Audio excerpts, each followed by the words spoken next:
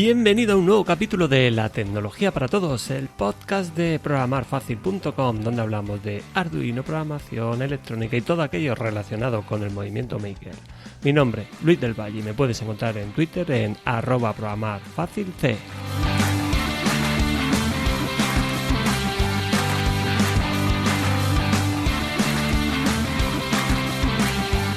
Bueno, ¿qué tal? ¿Cómo lleváis el verano? Este verano achicharrante que nos está dejando unos calores exagerados. Bueno, bienvenidos a este nuevo capítulo, amiguitos del código, amiguitos de la programación, amiguitos de Arduino. Bueno, este verano, para todos aquellos que estéis en la playa, en la piscina, os voy a dejar un programa bastante largo, así que no me voy a enrollar nada al principio, porque hoy tenemos un invitado que espero que sea un colaborador de aquí a muchos programas. Él se llama José Guerra, nos va a hablar de electrónica. Es un programa muy interesante donde vamos a hablar de los transistores BJT. Y bueno, yo la verdad es que de todo esto tengo mucha curiosidad de recordar mis años de la universidad donde estudiaba electrónica. Aparte también tenemos un nuevo capítulo con Diego Trapero, donde vamos a hablar de Ultimaker. Es un programa bastante completo, bastante largo, yo creo que se va a ir más de la hora y media, así que a disfrutarlo en la playa, piscina, haciendo deporte en casa, con el aire acondicionado o donde sea. Y nada, lo dicho, os dejo ya con el podcast. Empezamos con el tema de electrónica, con los transistores BJT, y luego ya iremos con Diego Trapero, que nos siga hablando más temas de impresión 3D. Bueno, pues empezamos con este capítulo destinado a los transistores bipolares BJT. Y bueno, todos sabréis, los que me escucháis, que mi talón de Aquiles quizás sea la electrónica. No es que no me desenvuelva, es que no soy un profesional de ello. Y cuando hay que hablar de temas como transistores, prefiero traer a alguien que realmente sabe del tema y que ya lleva unos cuantos artículos y podcasts colaborando en la sombra. Él no ha salido todavía, No, él sí que me habéis oído hablar de él en algún capítulo, los que me leéis a través de la lista, pues ya también lo conocéis. Él se llama José Guerra y nos habla desde Cuba, un país exótico. Hola, José, ¿qué tal? Hola, buenos días, Luis, ¿cómo está? ¿Todo bien? Bien, todo bien, por aquí todo bien. Bueno, ahí ¿qué tal vais por Cuba? No, todo bien, estamos ahora empezando temporada de vacaciones, ya un poco más libres con el tema COVID, un poco más relajados, pero bueno, todavía presentes aquí. Bueno, José ha sido el artífice de proyectos o artículos tan potentes como el de Arduino Uno, también ha hecho el de Arduino Mega, el de Arduino Nano. Ahora vamos a hablar del transistor bipolar y en el futuro, tenemos ahí planificados bastantes artículos y sobre todo quiero que él aporte ese granito de arena al tema de la electrónica que falta hace en el blog y en este proyecto, de tener una persona que realmente entienda. Y bueno, lo primero, José, preséntate, ¿a qué te dedicas? ¿Por qué sabes tanto de electrónica? A ver, yo soy graduado, mi nombre completo es José Guerra Cambenate, yo soy graduado de Ingeniería en Telecomunicaciones y Electrónica en la Universidad de Pinar del Río. Pinar del Río, la provincia más occidental de Cuba. Y nada, soy graduado hace un año y en estos momentos estoy desempeñándome como profesor de electrónica analógica propiamente en la propia universidad, en el departamento de telecomunicaciones. O sea que tu día a día es pelear con la electrónica, ¿no? Sí, me ha tocado. En España hay un refrán que dice que sarna con gusto no pica. ¿A ti te gusta la electrónica? Sí, realmente no me puedo quejar. No me puedo quejar de lo que me ha tocado. O sea, dicen que el que trabaja en lo que le gusta no trabaja ni un día. Me parece que yo no trabajo mucho. Bueno, me alegro que seas un apasionado y bueno, al final poco a poco voy descubriendo de tu mano y de la mano de diferentes artículos que voy leyendo, investigando la electrónica, y tiene mucha similitud al final con la programación. Bueno, tú también desarrollas, también sabes programar y tiene bastante similitud. Al final es cuestión de tener experiencia, ¿no? Y saber exactamente dónde buscar y conocer muy bien lo que tenemos que utilizar y los componentes. Sí, a ver, pasa algo similar, o sea, no basta solamente saber y tener una base teórica de las cosas. De hecho, una de las cosas más reprochables, sobre todo en los sistemas de educación y demás, es que muchas veces nos vamos solo a la teoría. Al igual que en la programación, no importa cuánta teoría sabes, si no la pones en práctica, si no la utilizas, si no te sientas a programar, bueno, en este caso, a probar los circuitos, al menos en un simulador, digamos que por algún motivo no tienes los componentes o no puedes, al menos en un simulador, lo ideal es montarlo práctico, o sea, ver cómo funciona, medir las corrientes. Si no haces eso, no lo aprendes. O sea, quizás sabes mucha teoría, pero en mi opinión, si no lo pruebas, si no le das corriente al circuito, no tienes de verdad o sea, no llegas a comprenderlo del todo. Es la opinión que siempre he tenido, y mucha práctica. O sea, la práctica, el tocar las cosas, o sea, de manera práctica llegar y montar un circuito. O sea, no es lo mismo que a ti te digan, la ley de Ohm es esto, y funciona así por esto, y te dan una ecuación, y tú dices, bueno, está bien. No. Está bien, no. Coge una resistencia, dale corriente y haz mediciones. Para que de verdad sepas que eso funciona. O sea, que no se quede en un papel. Me parece que esa es más o menos la visión que yo tengo. O sea, la idea es hacer cosas prácticas que te demuestren que lo que estás leyendo funciona de verdad. Ese siempre ha sido mi concepto. O sea, sobre esa base es con lo que yo trabajo o intento trabajar siempre. Yo siempre he dicho al nivel de programación que no conozco a nadie que haya aprendido a programar solo leyendo libros. Entiendo que la electrónica igual, no vas a aprender electrónica solo leyendo libros de electrónica, sino que si no practicas es muy, muy, muy complicado. Ojo, es importante también recalcar que la teoría es súper importante, pero no sirve de nada si, como dice José, no lo ponemos en práctica. Y por eso, hoy vamos a hablar de un tema que es tan desconocido, por lo menos para la gente que no estamos ahí al pie del cañón y constantemente con temas de electrónica. Y va a ser, en 2 capítulos vamos a hablar de transistores. Lo primero, el primer capítulo al que vamos a dedicar va a ser a los transistores bipolares. Entonces, o BJT. Entonces, vamos a empezar hablando de este tipo de transistores. ¿Por qué hay que hablar primero de los transistores bipolares? Y no empezar, aunque ahora mismo no conozcamos o nos suenen y no sepamos para qué se utilizan, ya lo veremos en otro capítulo, y no empezar hablando del MOSFET. ¿Qué ocurre? De manera estructural y de manera, digamos, lógica, aunque suena un poco raro decirlo así desde un principio, o sea, es más simple entender al menos los modelos matemáticos que rigen, o sea, que se utilizan para definir a un BJT, a un transistor bipolar, que a un MOSFET. O sea, de forma intuitiva, una persona asimila mucho mejor o mucho más rápido el funcionamiento de un transistor bipolar que de un MOSFET, o sea, así digamos de primera y pata, por decirlo de alguna forma, como se suele decir aquí. Para el que nunca los ha visto, no sabe lo que es un transistor, es mucho más simple entender un BJT que caer directo en un MOSFET, que tiene un poquito quizás de complejidad en algunas cosas del funcionamiento. Por lo general, lo que se estila, al menos en casi todas las academias, es primero revisar el BJT y después, con una base de que ya conocemos el funcionamiento de los bipolares, bueno, cuando vamos a ver los MOSFET decimos, pues mira, esto que ocurre aquí es equivalente a lo que pasaba con el BJT, y simplifica mucho y facilita el proceso de aprendizaje. Me parece que ese es el principal motivo por el cual se debe empezar siempre, o sea, conocer un poquito primero los BJT y después estudiar los MOSFET.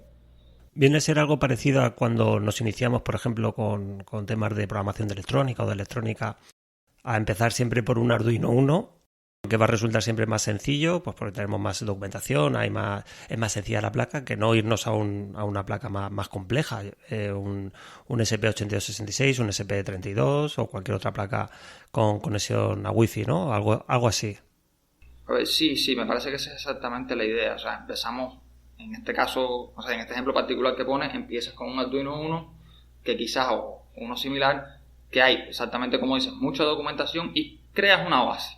O sea, aprendes a trabajar con él, aprendes las funciones básicas, la API que te dan para que trabajes, aprendes a trabajar con el IDE, con algo que está muy bien documentado. Ojo, que no digo que lo otro no esté bien documentado, pero o sea, algo que ya está, por decirlo de alguna manera, consagrado, que se sabe bien cómo funciona, y ya después lo que te queda es migrar. O O sea, tú dices, bueno, si en el Arduino lo hacía así, ¿cómo me queda aquí? O sea, lo que tienes que ver es simplemente qué pequeños cambios, que en ocasiones son mínimos o ninguno, tengo que hacer para aplicar aquello que ya conocía, ¿cómo lo aplico aquí?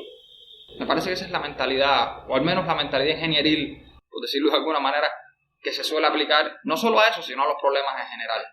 O sea, es una forma que me gusta de enfrentar los problemas. Cuando tengo un problema nuevo o algo que desconozco, digo, ¿qué conozco? Y de eso que conozco, ¿cómo lo aplico aquí? A esta nueva situación que tengo para hallarle solución. Más o menos esa es un poco la mentalidad. Sí, te parece bien, porque yo tengo mucha curiosidad dentro de mi desconocimiento en saber en qué caso es utilizar un bipolar, en qué caso utilizar un MOSFET, pero si te parece esa distinción la vamos a dejar para el capítulo donde hablemos del MOSFET.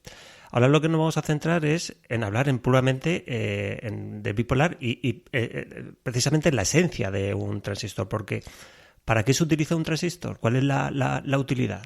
Sabemos que los componentes electrónicos, el propio microcontrolador tiene transistores, pero ¿cuál es la utilidad, la esencia de un transistor?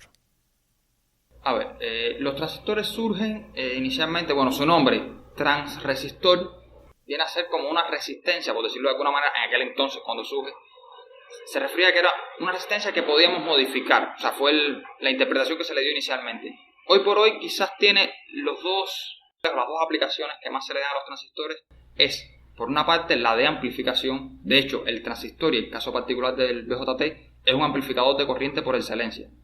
O sea, su funcionamiento, su principio de funcionamiento se basa en eso, en amplificar corriente. Ahora, se utiliza para dos cosas, amplificadores, digamos quizá el caso más común, el que todos tenemos en la casa, es un amplificador de audio.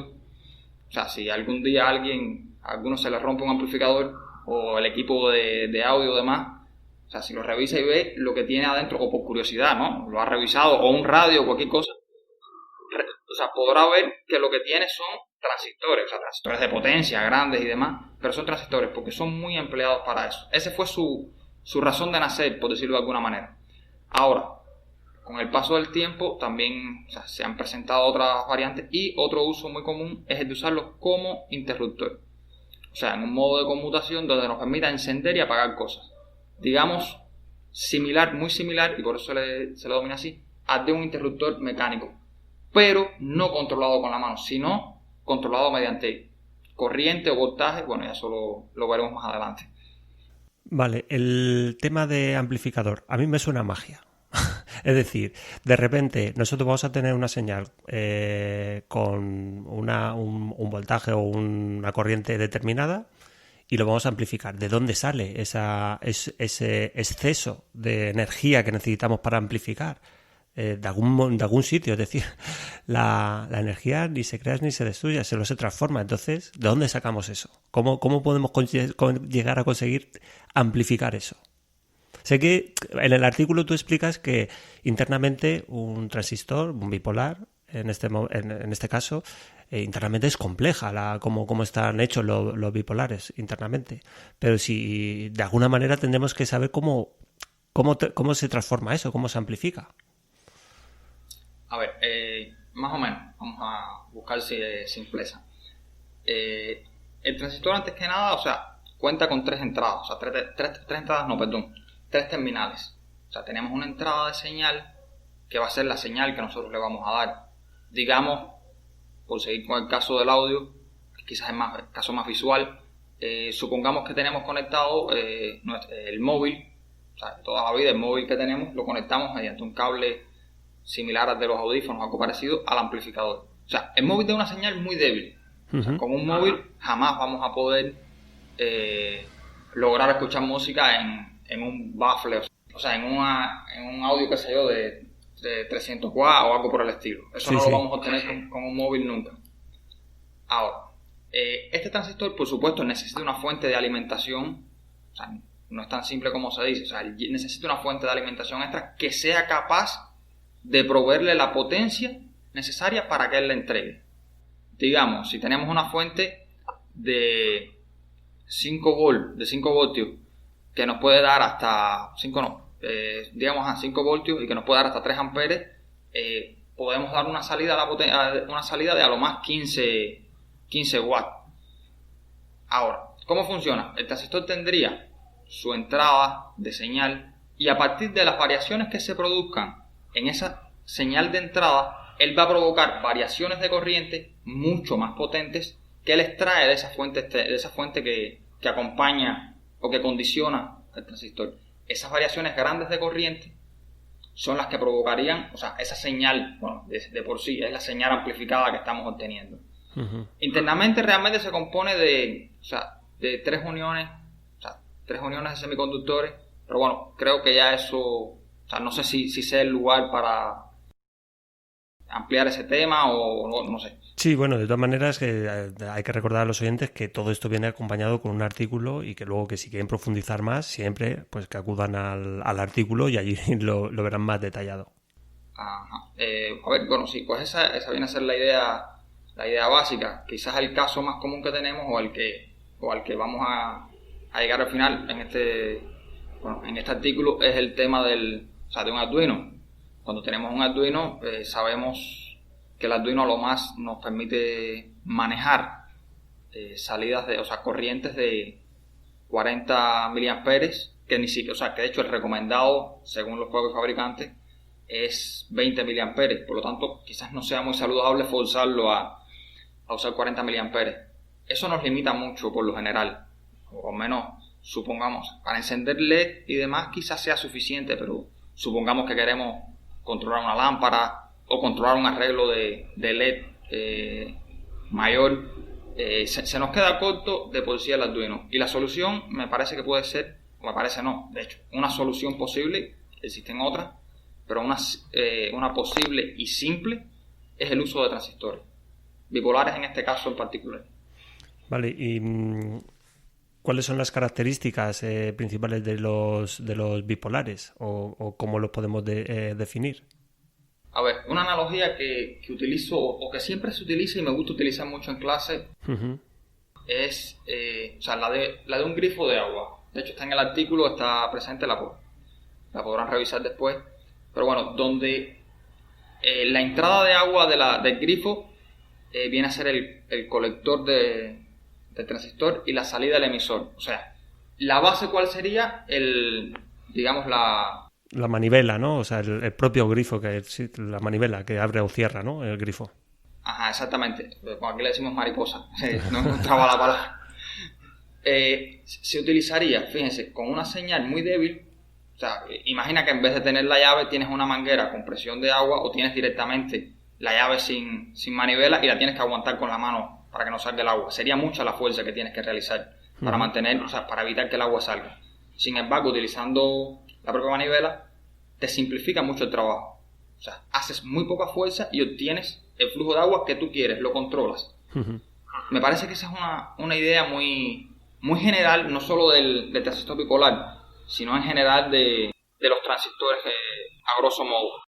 Vale, ya sabemos que podemos, la analogía que podríamos utilizar para un transistor, ya sea bipolar o el que sea, pues un grifo donde tenemos el colector, que es la entrada de ese grifo, la cañería, el emisor es por donde sale el agua y la base va a ser la mariposa o la manivela que nos va a permitir cerrar o abrir. Según tengamos esa manivela, pues saldrá más o menos agua.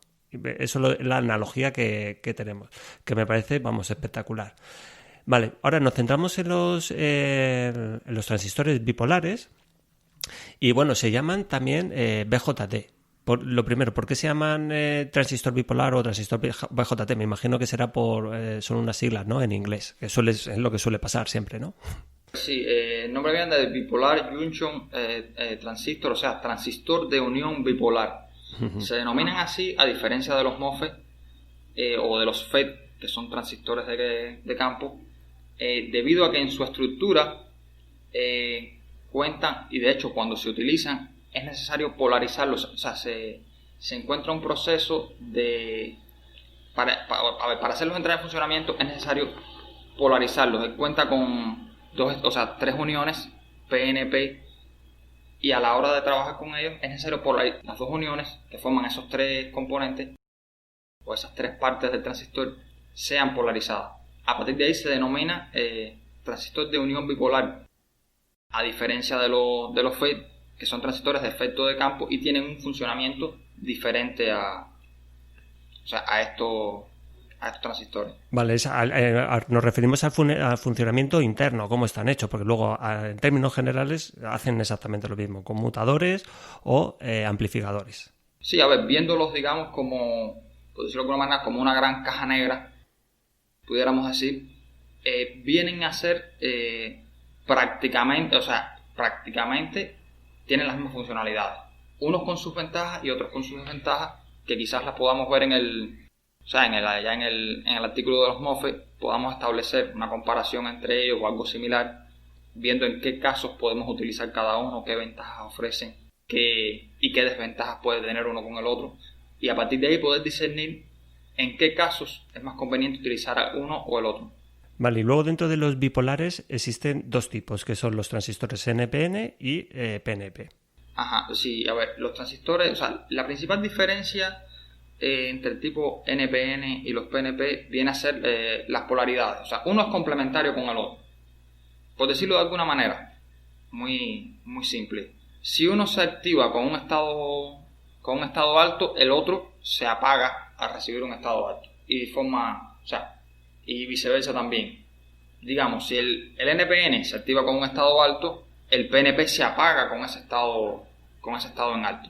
Es más o menos la idea, son complementarios, pero como se explica en el artículo, se centra la atención sobre todo en el NPN, debido a que el PNP, para el caso del trabajo con Arduino o microcontroladores, puede ser un tanto engorroso, ya que en ocasiones para controlarlo se requiere que el pin, los pines de control tengan voltajes superiores a los que puede manejar un microcontrolador. O sea, dependería mucho del sistema al que queremos alimentar. Por ejemplo, si queremos trabajar con, no sé, si lo que queremos encender es un sistema que funciona a 5 volts, perfectamente, sin problema se puede utilizar un PNP. Pero si es algo que requiere de 12 voltios, ya ahí se complica la cosa y es necesario hacer arreglos y demás para usar un PNP, cuando con un NPN funciona de forma natural, simple y bueno, sin complicaciones.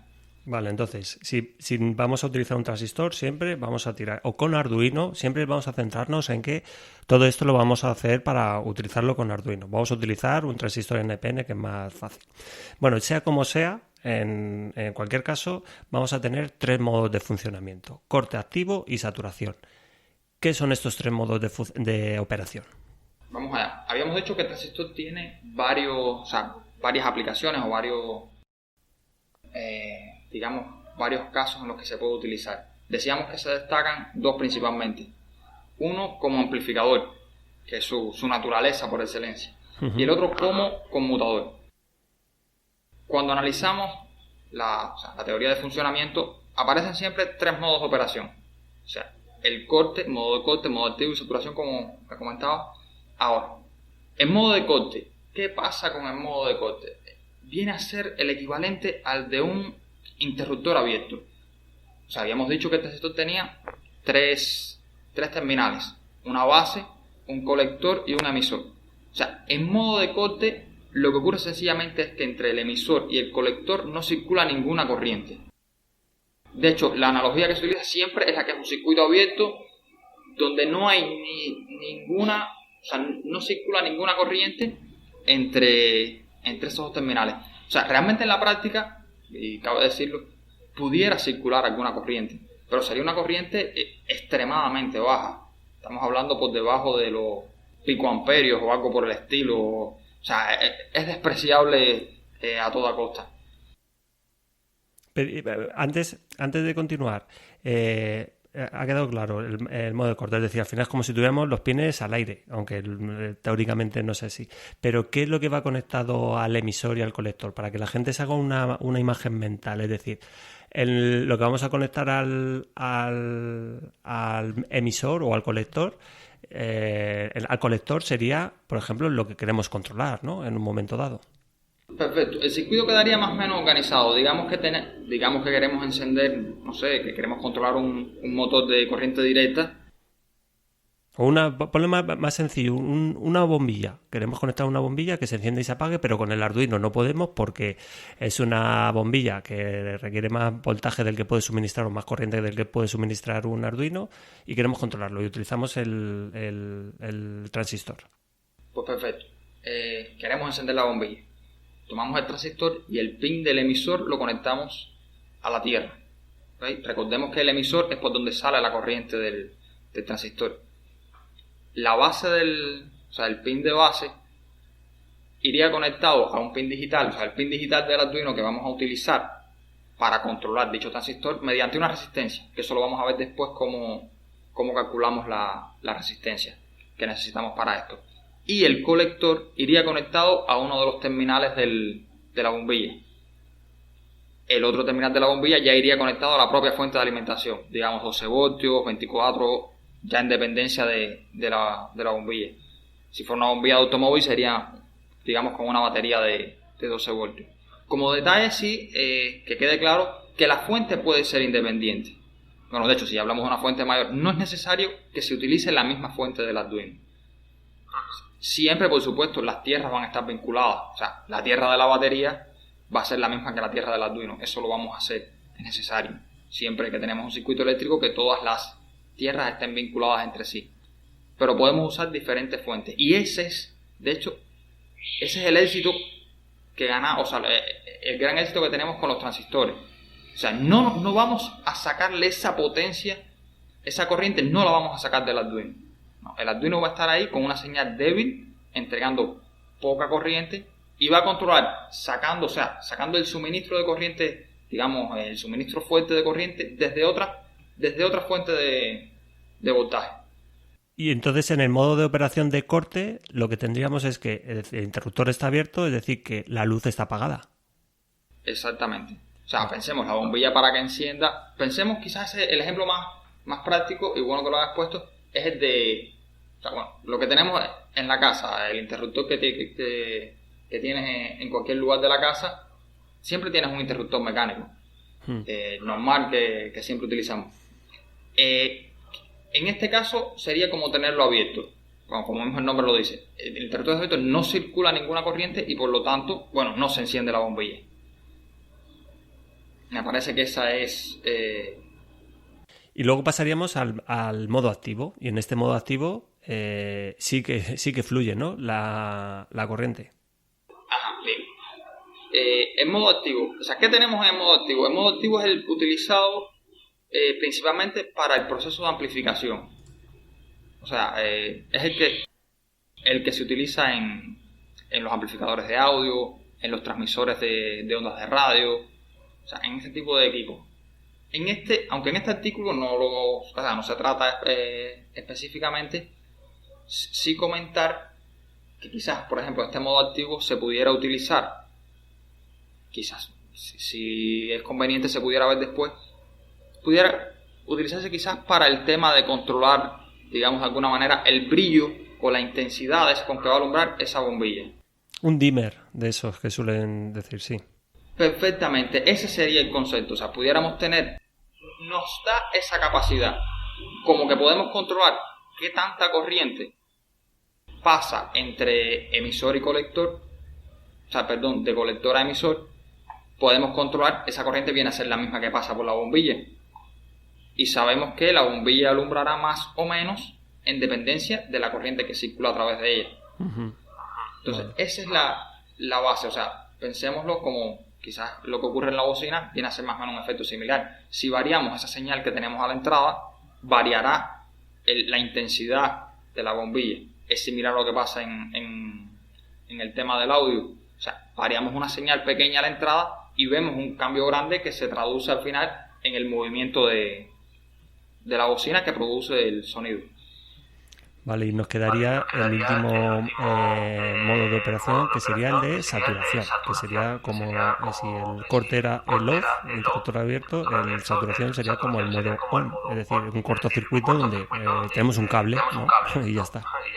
Exactamente. A ver, el modo de saturación nos va a permitir, bueno, es como decían, la contraparte del modo de corte, y junto a este es el que nos permite utilizar el transistor efectivamente como un interruptor. O sea, en el modo de saturación, sencillamente el transistor se puede considerar como un cortocircuito. O sea, tendríamos literalmente, o prácticamente, no ocurre tan así, pero prácticamente tenemos que el transistor o sea, el pin de emisor y de colector es como si se unieran. Por lo tanto, ¿qué tendríamos?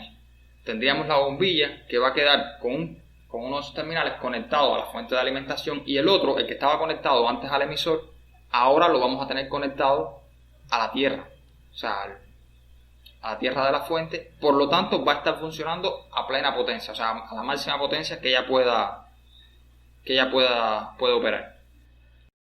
Y estos dos modos, el corte y saturación, son los que se utilizan, como has dicho, para utilizarlo como interruptor, como conmutador. Y es lo que nosotros tenemos que conseguir al final con un pin digital, ¿no? Que permitir que esté en modo de operación corte cuando queremos que se encienda la bombilla, y que esté en modo de operación saturación cuando queremos que se apague la bombilla. O lo he dicho al revés, que se apague y que se encienda. Corte, que se apague, y saturación, que se encienda. Exactamente, esa es la idea. Y con esto, bueno, ya con estos dos modos es, bueno, por lo menos para lo básico, y es en lo que se centra el resto del artículo que está escrito, podemos lograr efectivamente eso. Pero no es, o sea, vemos el caso de la bombilla, pero realmente controlamos lo que prácticamente, déjame no ser tan inclusivo, lo que queramos. O sea, es una bombilla, es un motor, es encender, no sé, puede ser un cautín, lo que querramos, siempre y cuando, y debo hacer la aclaración, hablemos de corriente directa. ¿Ok? Eso sí es importante aclararlo. O sea, los transistores... De corriente, vale, o sea, es que estamos trabajando con... Vale, sí. Con DC, ¿no? Exacto, estamos en DC, o sea, no, con un transistor no podemos controlar directamente, ya en un futuro sí veremos, bueno, estaba planificado el tema de relé, para ver cómo controlamos, o sea, cómo podemos controlar señales de interruptores para controlar señales de alterna, o sea, hablando de equipos quizás un poco más pesados, pero los transistores son para controlar señales de DC. O sea, que quería dejar eso claro, solo controlamos equipos de DC, de que funcionen con corriente directa. Digamos, puede ser un motor de DC, o sea, un motor de corriente directa, no un motor de corriente alterna, puede ser un buzzer, o sea, más o menos esa es la idea. Vale, que al final que no se le ocurra a nadie intenta controlar el enchufe de su casa con un transistor bipolar. Vale, en el artículo José nos ha dejado 3 imágenes que son, yo creo que explican perfectamente a través del canal, un canal pequeño y un canal grande, que son difíciles de explicar en un podcast, y yo recomiendo a los oyentes que se vayan y que le echen un vistazo, porque queda clarísimo los 3 modos de operación de un transistor, en este caso NPN.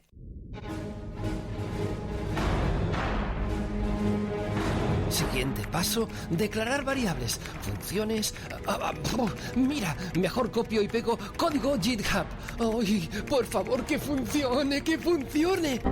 ¡Ay, otra vez error, maldita sea! Han Solo enfadado parece. Maestro Yoda, es que no hay manera de programar este kit Arduino. Arduino Kit, ¿para qué tú quieres? Ay, para instalar un detector de humo en la cocina del halcón milenario, que Chewbacca no para de liarla cada vez que fría una tortilla de patatas. Chewbacca, que te estés quieto, te he dicho. ¿Frustrado tú te sientes cuando en el entorno de desarrollo error aparece? Frustrado, cabreado, cago en la leche. Lado oscuro en ti yo ver.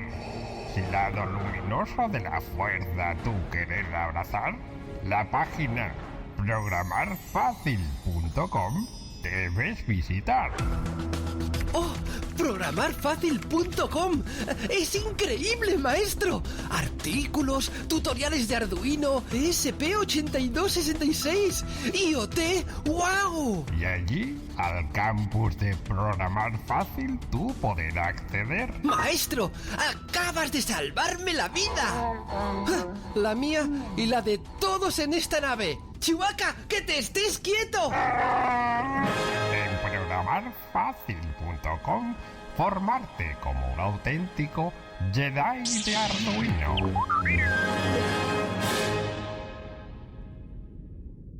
Vamos a seguir avanzando y vamos a centrarnos ya en utilizar el transistor como un interruptor. Para hacer esto, de alguna manera, nosotros tenemos que decirle al transistor, antes de nada, lo comentas tú en el artículo, el bipolar funciona con corriente, o sea, se activa o se desactiva dependiendo de la corriente, ¿no? que reciba a través de la base. Sí, a ver, el transistor bipolar, en contraparte con el MOSFET, que veremos en un futuro, el transistor bipolar es un dispositivo, o sea, se reconoce como un dispositivo controlado por corriente. ¿Por qué? Vamos allá, habíamos dicho que teníamos 3 terminales y teníamos uno que es el de entrada de señal.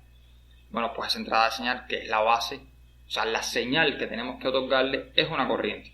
Por supuesto, esa corriente siempre va a ser mucho menor que la corriente que vamos a controlar a la salida. Bueno, ese es el objetivo de utilizar el transistor, si no, no tiene razón. Pero la idea es esa, o sea, esa corriente se controla a partir de una corriente que se inyecta a la base y a partir de ahí lo controlamos. Ahora, ¿qué pasa? A partir de esa afirmación me parece que sale quizás la pregunta de que, bueno, ¿y cómo yo controlo esa corriente? O cómo yo sé qué corriente le tengo que inyectar.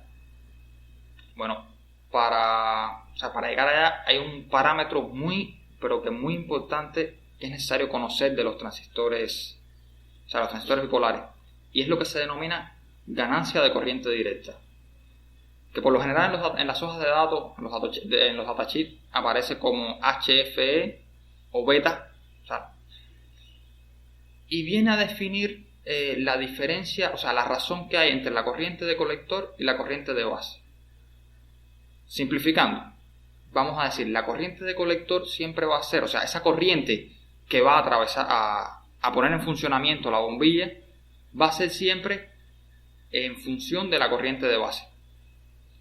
De forma directa.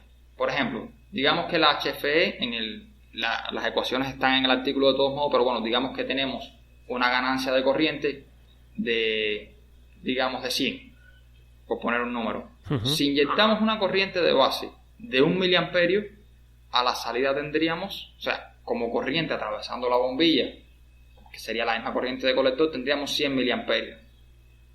Me parece que esa es la característica principal del transistor bipolar, además de otras que vamos a ver, ¿no? Pero esa es la que me determina y la que me muestra realmente, de forma matemática al menos, cómo funciona. Y nos da la medida de qué tan útil nos es. Por ejemplo, la ganancia usual de los transistores está en un rango de 80 a 200. Ojo, que puede ser mayor o menor. Simplemente estoy intentando dar un rango más o menos donde se comportan la mayoría de los transistores. Fíjense, una ganancia de 200, estamos hablando de que con 20 miliamperes aproximadamente estamos controlando una carga de 1 amperio. ¿Qué pasaría? O sea, te voy a dar una vuelta de tuerca y es, ¿qué pasaría si yo intento, en vez de ser 1 amperio, voy a tener una corriente, porque tengo una fuente de 2 amperios y sigo utilizando un transistor con la misma ganancia de corriente, de 200, es decir, voy a poder suministrar hasta 20 miliamperios. Imagínate que por lo que sea yo no me he dado cuenta y yo tengo mi transistor que tiene una ganancia de corriente directa de 200 y le meto 2 amperios. Lo estropearía, ¿no?, directamente el transistor. Digamos, a ver, cuando decimos que con la corriente de base controlamos la corriente de colector, primero que nada, no significa, y sería bueno, o sea, un experimento bueno hacer, que le propongo a los apasionados quizás, que lo pudieran hacer. O sea, no significa que sea rigurosamente matemático ese hecho. O sea, no significa que sea específicamente así, depende de la carga que tengamos puesto. O sea, por ejemplo, si la carga que tenemos puesta, lo que requiere para trabajar son solamente 800 miliamperios y no 1 amperio completo, solamente va a circular por el transistor, solamente va a generar una corriente de 800 miliamperios. Aunque tú le apliques los 20 miliamperios, ¿no? Va a coger lo que necesite. Exactamente, o sea, aunque yo le aplique 20 miliamperios, incluso aunque lo suba más, o sea, aunque trate de forzarlo aún más, lo que va a ocurrir es que simplemente va a depender sobre todo de qué corriente necesite el componente que se ubica. Ahora, en el caso contrario, que era el que me preguntabas, si tenemos un componente que requiere más corriente, de la que está suministrando el transistor. No sé si esa era la pregunta. Claro, ahí a lo que me refiero es que de alguna manera revienta el transistor o directamente se corta en 1 amperio. Es decir, no, es que nosotros no podemos proporcionar más. A ver, vamos allá. Va a depender siempre de la ganancia. Esa es la máxima que va a tener. En este caso, si lo que tuviéramos conectado sería una carga de 2 amperios, sencillamente, solamente, para un caso como este, le suministraría 1 amperio. No funcionaría, ¿no? O no funciona totalmente. El caso de la bombilla se encendería un poco, pero no la encendería a plenitud de potencia. Vale, perfecto. Yo creo que ha quedado claro. Es que me gusta también ver qué es el caso que pasa, o sea, cuáles son las limitaciones cuando la acabamos, porque lo típico, cuando no sabemos, es que al final, o cuando estamos aprendiendo, no es que no saber o no saber, sino que estamos aprendiendo y tenemos que experimentar. Hay una configuración muy típica, ¿no? Que se llama emisor común con un transistor NPN. ¿En qué consiste este tipo de configuración? A ver, esta quizás es la configuración por excelencia para utilizar un transistor como interruptor, aunque también es utilizado en algunas etapas de amplificación y demás, o sea, en otras aplicaciones. Pero cuando se va a utilizar al menos un bipolar como interruptor, creo que esta es la forma más representativa o la más universal, digamos, de alguna manera, utilizada para esto. Se llama emisor común, ¿por qué? Porque el pin de emisor va conectado a la tierra, o sea, a la tierra del circuito, que se considera, o sea, se dice que es común por eso, o sea, porque está conectada directamente a la tierra. Uh-huh. Es una configuración, o sea, similar a la que habíamos comentado anteriormente. En el artículo tenemos una imagen que está, o sea, con el esquema eléctrico donde se explica muy bien. Y tendríamos al colector del transistor, estaría conectado la carga, o sea, lo que queremos alimentar, el bombillo, o sea, la bombilla, el motor, luces LED, lo que sea, lo que querramos conectar. Y mediante la base se ubica una resistencia y a continuación de esa resistencia conectamos el Arduino. O sea, cualquier salida digital o cualquier pin del Arduino configurado como salida digital va conectado a la base mediante esa resistencia que se denota usualmente como RB, o sea, por resistencia de base o resistor de base. Uh-huh. Y esta sería la configuración típica, bueno, de hecho es la que utilizas en el ejemplo que vemos a lo largo del artículo. Sí, a ver, esta es la configuración típica. ¿Y qué nos permite esta configuración? Para el caso del NPN, que es el que estamos analizando. O sea, me permite que yo, con un estado alto, o sea, si yo cojo ese pin de Arduino que está conectado y lo pongo en estado alto, estoy generando una diferencia de potencial entre la base del transistor y el emisor. Y precisamente eso es lo que va a provocar que fluya una corriente entre el colector y el emisor. Al ocurrir eso, bueno, estamos encendiendo el transistor, o sea, estamos cerrando el interruptor. Ahora, si por el contrario, ese pin de Arduino lo ponemos a un estado bajo, que es el equivalente a conectarlo a tierra, o sea, pondríamos un 0 voltios ahí, no existe esa diferencia de potencial. Por lo tanto, no se va a generar la corriente de base, de hecho no se genera ninguna corriente de base, y por lo tanto el transistor se abre quedando como un circuito abierto. O sea, entrando en zona de corte, como habíamos comentado anteriormente. Y eso lo determina la corriente de base que le vamos a aplicar, ¿no? Exactamente, la corriente de base, ojo, que por eso, y vamos a verlo a continuación, vamos a verlo un poco más adelante, es importante diseñar, o sea, calcular, es importante determinar bien cuál es la corriente, el resistor que ponemos en la base. Vale, pero esa corriente de base la vemos, cada transistor tiene una, ¿no? Entonces tenemos que verlo en la hoja de características técnicas, esa corriente de base, y en base, repitiéndome, en base a esa corriente, vamos a calcular la resistencia para obtener la corriente que nos permita entrar en un modo u en otro. A ver, más o menos. Realmente lo que nos va a determinar qué corriente necesitamos va a ser la ganancia de corriente directa. O sea, lo habíamos comentado anteriormente. Esa ganancia de corriente directa, recordemos que me dice de hecho es la que realmente me dice qué corriente yo necesito a la entrada, o sea, qué corriente necesito en mi base para generar una corriente a la salida, una determinada corriente Vale. a la carga que yo quiero, digamos. Y lo analizamos después en un ejemplo también. Si mi bombilla es de 1 amperio, yo digo, bueno, necesito a la salida 1 amperio. Y entonces, ¿cómo determino qué corriente necesito a la entrada? Bueno, a partir de esa ganancia de corriente que obtengo de la hoja de datos. Vale, que me gusta, hay una expresión que me encanta a mí utilizar y es tirar del hilo. Es decir, al final lo que estamos haciendo es poco a poco ir tirando del hilo y encajando, o sea, que todo tenga sentido. Porque claro, es cierto que esa corriente de base dependerá de la corriente de colector que vayamos a necesitar, que depende a su vez de la ganancia de corriente directa, claro. Exactamente. Vale. En el artículo dejas bien claro cómo se tiene que calcular esa resistencia de base con una fórmula, y hay algo muy interesante, y es que el voltaje en sí no se aplica tal cual, sino que tenemos que aplicar una corrección, ¿no?, de 0,7. Explícanos esto. Sí, a ver, ¿qué ocurre? Cuando se analiza la estructura interna del transistor bipolar, o sea, entre la unión base-emisor, o sea, esa unión en su arquitectura interna es muy similar a la que vemos en un diodo. O sea, en los diodos, bueno, modo de hablar un poquito, quizás me salga un poco, pero bueno, unos minuticos asumo que no sean, o sea, sean muy cruciales. No, o sea, el diodo, cuando lo tenemos en conducción, genera una caída de potencial, o sea, una caída de voltaje. Por lo general se encuentra entre 0.3 y 0.7. Ese 0.7 que se cae, o sea, esa corrección que se realiza, se debe específicamente a eso. O sea, en el transistor bipolar hay, por decirlo de alguna manera, un efecto diodo. Por decirlo, quizás no es el término que se utilice genéricamente, pero es eso. De hecho, la flechita que vemos, que sale como de la base y que va hacia el emisor, precisamente eso es lo que indica. O sea, nos indica que ahí hay una especie de efecto diodo. Si recuerdan, o sea, si buscan el símbolo de un diodo, se darán cuenta que es una flechita con una línea adelante, y es más o menos esa la idea. Ahí se produce una caída de tensión. ¿Qué ocurre?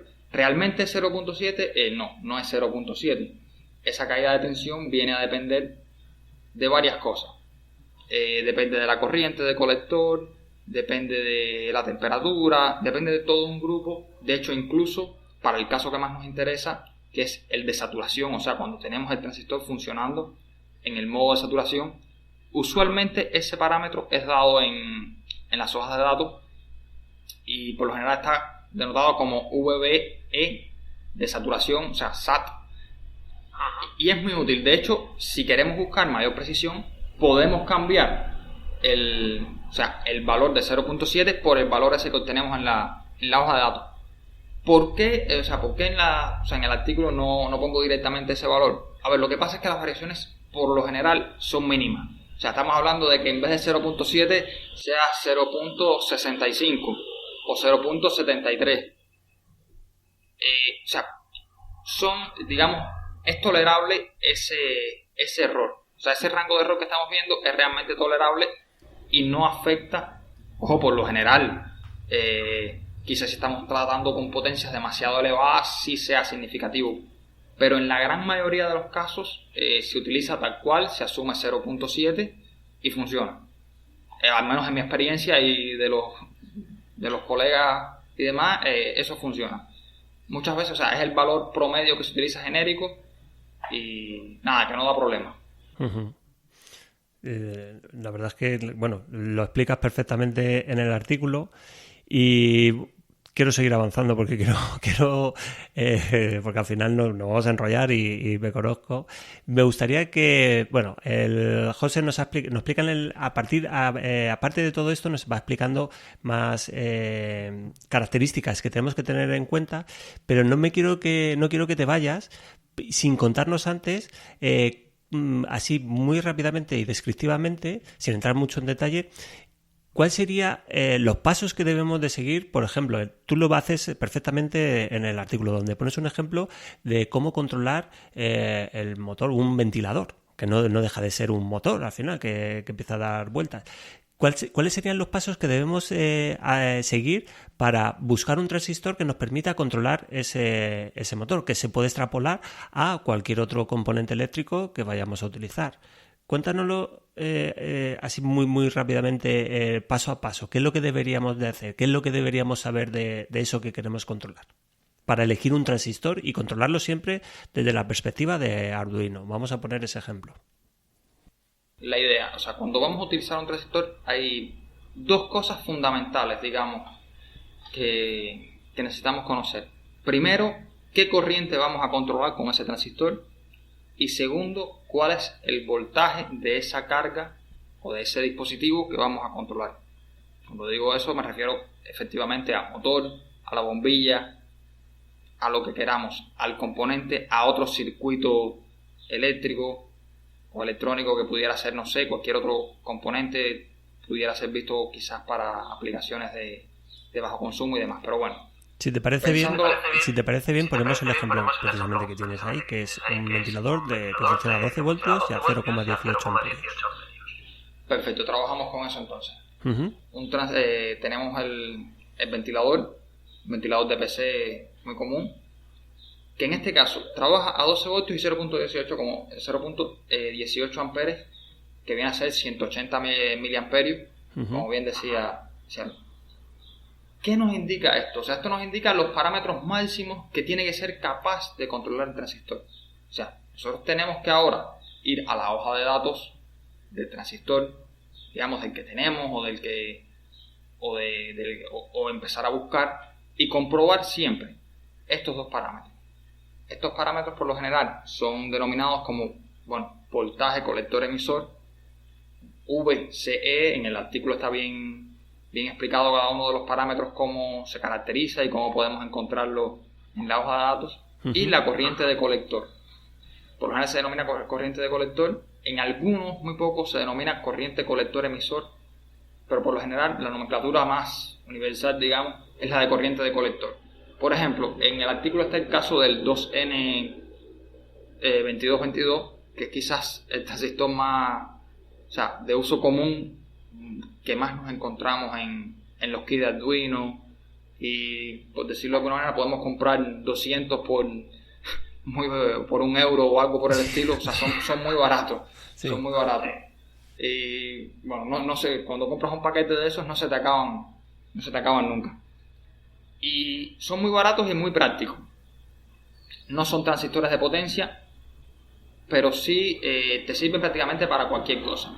Y a mí, en lo particular, siempre que trabajo con algún componente, no solo cuando es algo de potencia o de tanta potencia, me gusta utilizarlo y así cuido un poco más la electrónica. O sea, la parte, el Arduino, aíslo un poco la parte de potencia. O sea, si yo tengo algo que sé que se acerca al consumo límite que me da la placa, yo digo, pues pongo un 2222, y con esto paso el susto. Con esto ya no tengo problema y duermo tranquilo. Uh-huh.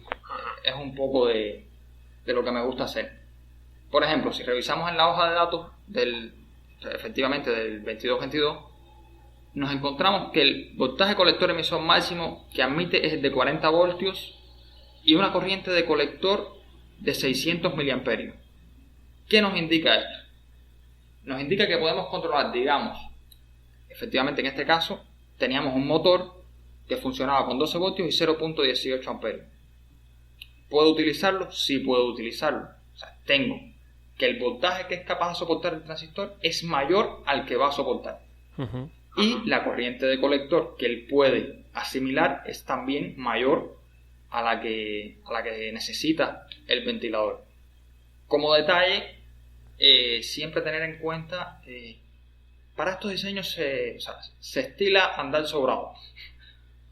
No nos sirve o no se suele utilizar, por ejemplo, si necesitamos utilizar o gobernar una carga de, digamos, 24 voltios, no es recomendable utilizar un transistor de 24, o sea, que admita como máximo 24 voltios. Es utilizar uno que, lo que se recomienda y lo que se debe hacer, utilizar uno que esté por encima de ese valor. Uh-huh. Porque aunque teóricamente lo debe soportar, para estar seguros de que el diseño sea válido, de que te dure, o sea, de que quede algo quizás con un poquito más de durabilidad, alargar la vida útil de los componentes, siempre se recomienda poner componentes un tanto superiores a las condiciones a las que van a estar expuestos. O sea, es de modo general, no es solo con los transistores, pero bueno, es un consejo que es válido. Bueno, a mí particularmente he quemado un par de cositas así.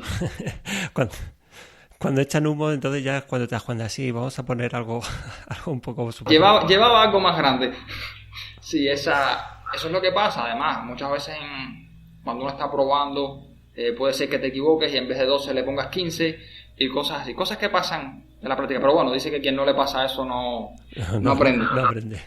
Vale, y una vez que ya tenemos estos dos datos, ya hemos elegido, en el artículo pones que lo siguiente es calcular la corriente de base, que eso lo calculamos precisamente con la ganancia de corriente directa. Exactamente. Porque ya sabemos la corriente de colector, que precisamente es que aquí es donde me gusta eso, lo de tirar del hilo. La corriente de colector, que es la ganancia de corriente directa, que es la relación entre la corriente de colector y la de base, al final despejando, vamos a obtener la corriente de base y la corriente de colector ya nos lo está diciendo el propio ventilador, que va a ser el máximo, ¿no? que vamos a utilizar. Exactamente. Como bien dice, no es complicado para nada hallar la corriente de base que necesitamos para que el transistor entre en saturación, ya que bueno, a partir de la propia corriente de colector, que en sí nos las da el propio componente que vayamos a... O sea, la carga en sí que vayamos a controlar, ya sea, digamos, un motor, una bombilla o cualquier otro componente, el propio nos da ese valor de corriente máxima que nosotros necesitamos. Y entiendo que esa ganancia de corriente directa también implica, el elegir un transistor con una ganancia de corriente directa diferente implica de lo que podemos suministrar nosotros como control, es decir, del Arduino. En este caso, si se hacen los cálculos, que los tienes hechos en el artículo, sale que necesitamos una corriente de base de 4,5 miliamperios. Si fueran 40 miliamperios, ya la habríamos cagado, ¿no? Ya tendríamos que seleccionar otro transistor.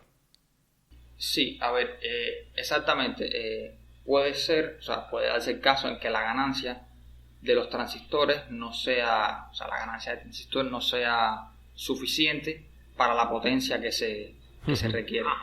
Para eso hay varias soluciones realmente. Algunas, son un tanto más complejas y no se ven en el artículo, pero bueno, se pudieran ver en un futuro.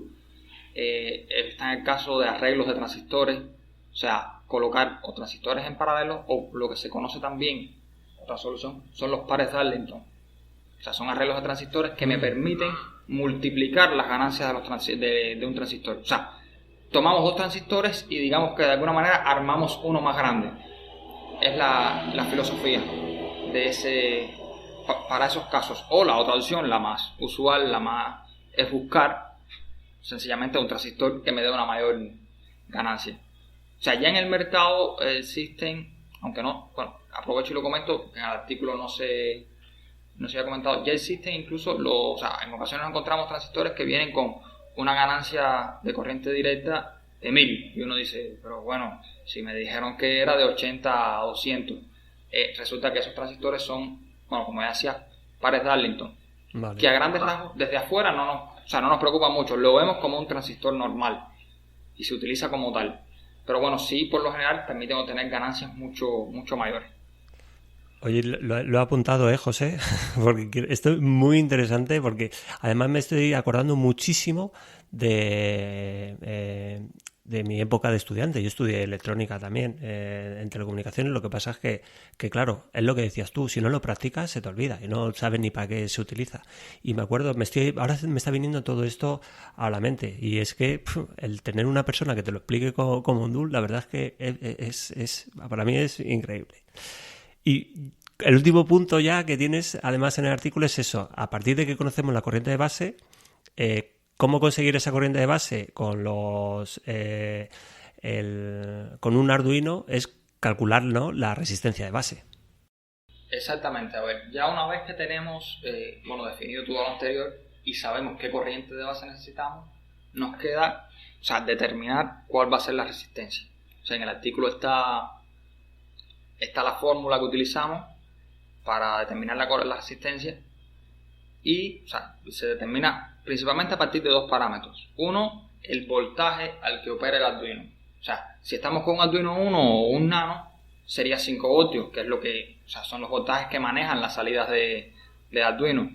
O sea, de un 1 o de un Mega, un Nano, cualquiera de estos.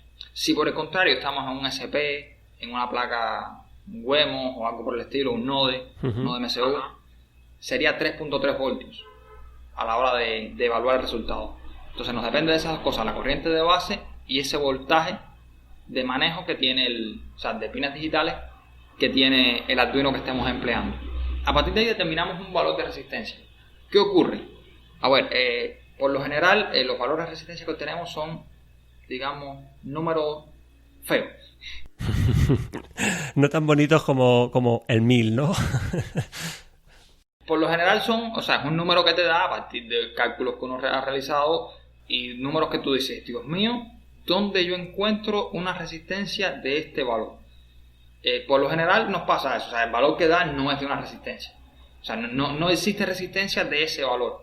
Pero bueno, lo interesante es que no nos hace falta. Recordemos que estamos jugando con valores aproximados siempre.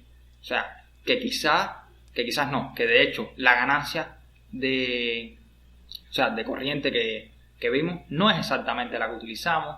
Es un poco probablemente, de hecho en el artículo se recomienda siempre utilizar un valor muy cercano al mínimo para garantizar la saturación y demás. Entonces siempre se hace una aproximación, la idea es buscar el valor de resistencia que exista que esté más próximo al valor que encontramos. Por ejemplo, en el caso del artículo da una resistencia de 955.6 ohmios. Yo decidí para el ejemplo que se está proponiendo utilizar una resistencia de 1K, de 1 kilo ohmio, que viene a ser 1000 ohmios. Es un valor bastante cercano al que tenemos. Perfectamente podía haber sido 900 sin ningún problema, o 950. El punto es que no va a provocar variaciones significativas realmente. Otro detalle que también aprovecho para comentarlo es el hecho de que quizás nos encontremos con problemas. Quizás aún así, después de realizar todos los cálculos, probamos y después de que está en el artículo se hacen mediciones y demás de circuito en funcionamiento. Quizás obtenemos que la corriente que circula sea un poco menor que la que necesitamos, ¿no? Una posible solución a esto puede ser bajar el valor de la resistencia. Digamos, en este caso yo hice la aproximación de subir a 1 kilo ohmio, pero quizás cuando mido la corriente en vez de 1.8 me está dando 1.5. Eso puede deberse a que en esa consideración que yo hice, la hice mal, o quizás no fue 1 kilo ohmio, quizás era un poco mayor, y puedo decidir entonces, quito esa de 1 kilo ohmio y pongo una un tanto menor de quizás 900 y puedo probar. Son ajustes que se hacen. Realmente es complicado determinar con exactitud, y digo complicado, prácticamente imposible, determinar con exactitud una magnitud, decir, esto va a dar tal valor si pongo esto. Realmente no es tan así. Y por lo general en los diseños, a pesar de toda la matemática que apliquemos, en la práctica siempre varía un poquito. Y siempre es bueno, después de que tenemos el resultado final, validarlo, comprobar, deja ver qué corriente me está dando. ¿Es verdad? Sí, me da, con esto me sirve, no me sirve, tengo que hacer alguna modificación. En mi opinión siempre es bueno revisarlo.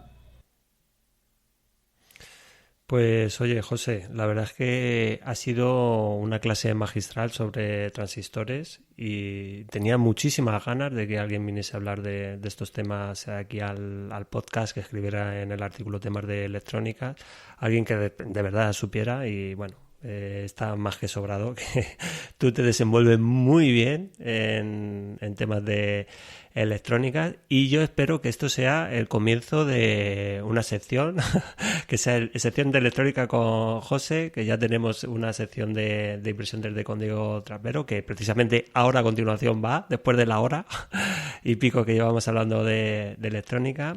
Y nada, lo dejamos aquí, si te parece bien, pendientes del siguiente podcast que vamos a dedicar a la electrónica, donde vamos a seguir hablando de transistores, pero en este caso vamos a hablar de los transistores MOSFET.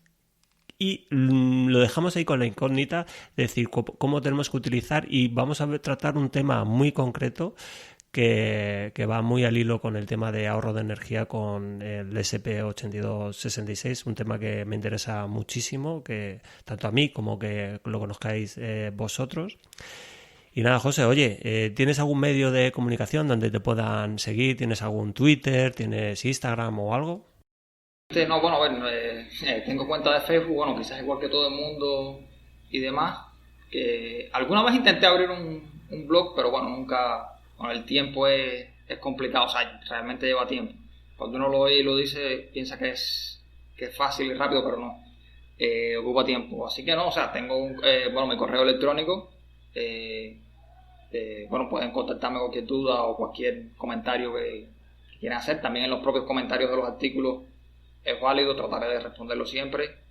Y nada, aquí estamos. Nada, pues muchísimas gracias, José. Un abrazo y nada, te convoco para el siguiente capítulo que hablemos del transistor MOSFET. Gracias, José. Está bien, bueno, Luis. Chao.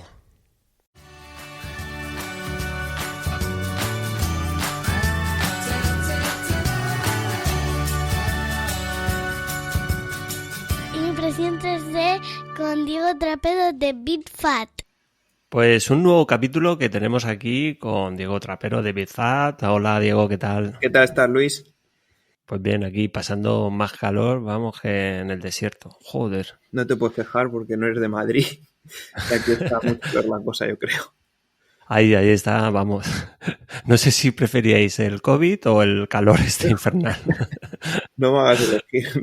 No sé, la verdad. Aquí últimamente un calor tremendo. Si se te estropea el aire en el trabajo o lo que sea, a sufrir. Bueno, estamos grabando ahora los últimos días de julio este podcast. Ahora mismo no sé cuándo va a salir exactamente, por el descontrol que es en verano.